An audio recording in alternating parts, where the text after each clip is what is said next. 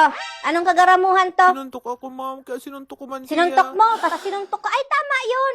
Bago ka magpatawad pati, gumanti ka una, tabas magaan sa dubdob. Ang nakaganti ka muna bago magpatawad. Naintindihan mo ako? Isa tabi, Oo, tali lang na doon. Tamasunan ako pagleksyon. Sino pa rin yung nag-cutting classes kahapon? Natawan ko ni extra points.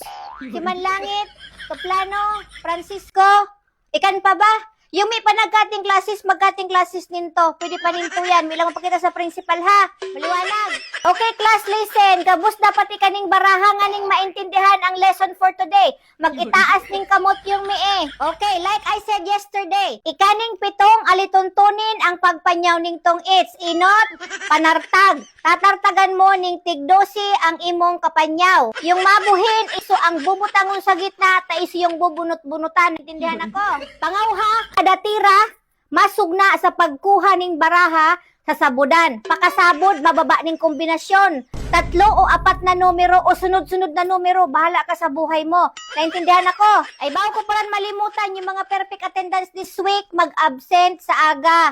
Ha? Kaplano? Bulit niya. Kaplano? Mag-absent ka sa aga ha, ta perfect attendance ka this week. May pwede to, dapat may absent ka. Kung maghingunay si mama mo, pwede ka magkunwari na mapa-eskulahan, pero magdiretso ka sa bayawasan. Intindihan mo ako? Ikaw man paran manlangit. Bulit ni ina niya. Kapartaram ka na ng baka naman namok. Pataramon mo na nguna ako, ha?